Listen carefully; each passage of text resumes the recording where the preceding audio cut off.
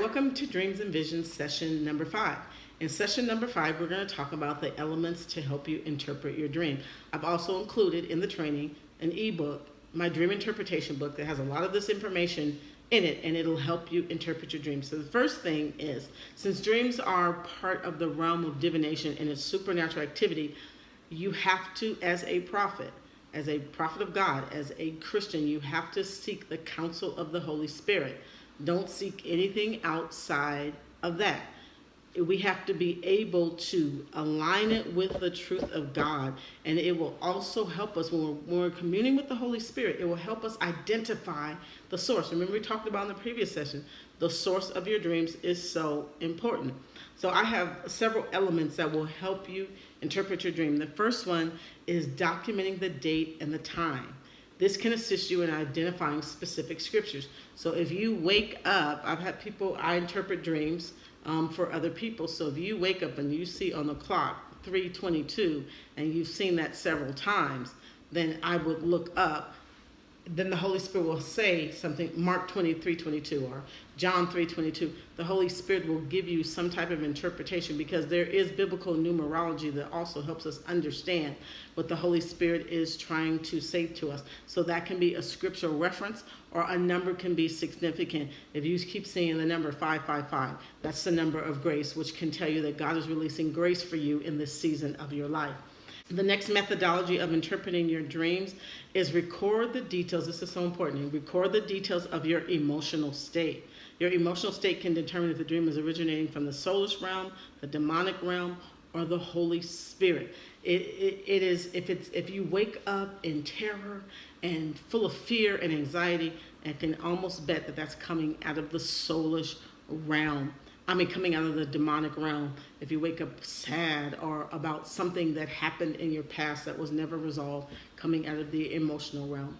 And if you wake up with peace and information and divine insight and clarity, we know that that's coming from the realm of the Holy Spirit, because we talked about in the previous session how to know the source, identifying the source of your dreams. The next point is identifying the setting and where you are. So it's important to know where you are. Is it past? Is it present? It's the future. If you are constantly dreaming about something in your past, that can alert you into something in your past is unresolved, that you haven't handled it, you haven't settled it. It could be related to a person. It could be related to an event. If it's in your present, it's something that's happening in your life right now. Usually the Holy Spirit will be speaking to you in this realm, alerting you of things that need to happen, direction, clarity, insight. Is it in the present, or is it in the future? Is it something going to come? This could come out of all three realms. It could be something that you're fearing, like if you have a job interview and you keep dreaming that you don't get the job. That's an element of fear, of anxiety that's coming with a current event. If you have a dream about losing your child, that could be something coming out of the emotional or soulish or demonic realm that the enemy is trying to invoke fear in your life. The next one is colors. Identify colors. Colors can assist you in determining specific characteristics of the spirit. Blue is associated with the prophetic realm. I used to have this dream and a vision, both realms, over and over again, that I saw myself in this beautiful blue robe. And I would see myself on stages preaching and all this kind of stuff. I didn't know what it meant, but now on the other end of it, I understand that God was showing me that I carried a prophetic mantle, because blue is usually the sign of the prophetic, and that he was going to use me significantly in that arena. And the next thing is detail any information that God is giving you concerning direction or time. Like timing is significant.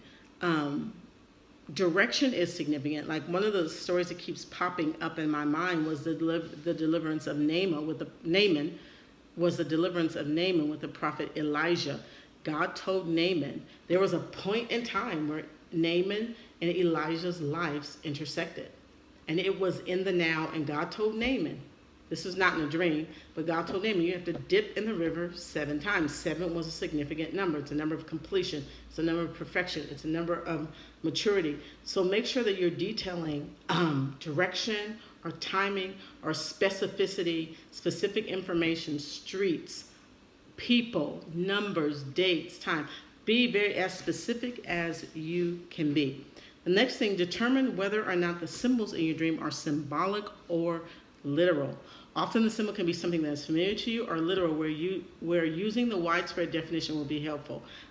For example, a dream involving a dog can represent witchcraft or identity. Some relate or identify some relational issues. Or a dream involving a red light, which is a universal symbol, can mean what it means in the natural. It means stop. So if you have a dream, like I remember I had this dream, oh my God. I was sitting in my patio in my home, and I had a plate glass window, and I could see these dogs fighting, and just one dog in particular was just devouring the other dogs. And I remember standing there in terror and watching this dog like come through the window. And I was thinking in my mind, I hope he doesn't get in here.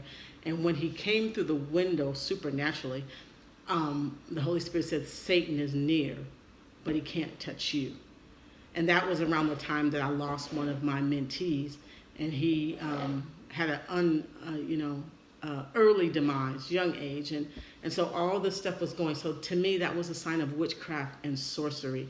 Or if in a dream, like I said, if you see a stoplight, it can be literal. It could mean literally that God wants you to stop, halt your progress, whatever direction you're going in. He wants you to stop. So dreams and symbols can be very significant in a dream interpretation, and very important to how you manage the information that you get. The next thing is note who the people are in your dream.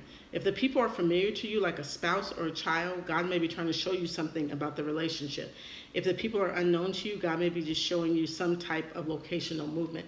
Like I used to have dreams where the moment I would fall asleep, it would be a night vision, like in, twilight sleep. Immediately I would just start seeing all these people, like I was surrounded by thousands and thousands and thousands and thousands of people, and didn't know God would later begin to use me on a global platform for ministry. That was before I even started going online or anything else. Or if you have a dream about your child or your spouse or your sister or your brother or a friend, then God may be speaking to you about that relationship. Maybe it's something you need to fix, or something that some information that the Holy Spirit needs to get to them. So relational things are very, very important when it comes to dreams. But I want to tell you that as you are interpreting your dreams, do not let the element of the spirit of fear grip your heart, your mind, or your soul. And then the next thing in dream interpretation is whether or not the time frame is in the past, present, or future. We talked about that. Determining what the message means to you is important. For example, if you dream about your childhood home, perhaps an event has not yet been resolved, and we talked about that previously. It's important for you to know where you are in the scheme of time when you're having dreams. And understand this, I don't dream every single night.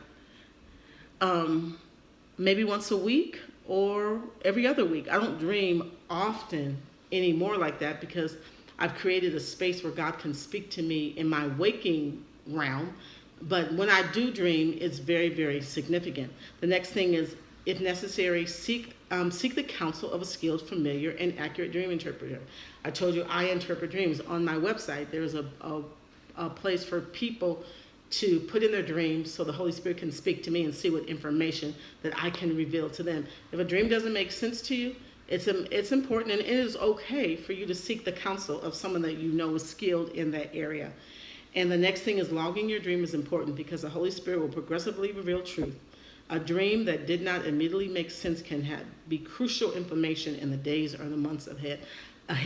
I've had dreams that I've had 10 years ago, 20 years ago, 30 years ago, that have been so significant in my life, day to day, in the management of my ministry, in the management of my forward progress, in the management of my kingdom position.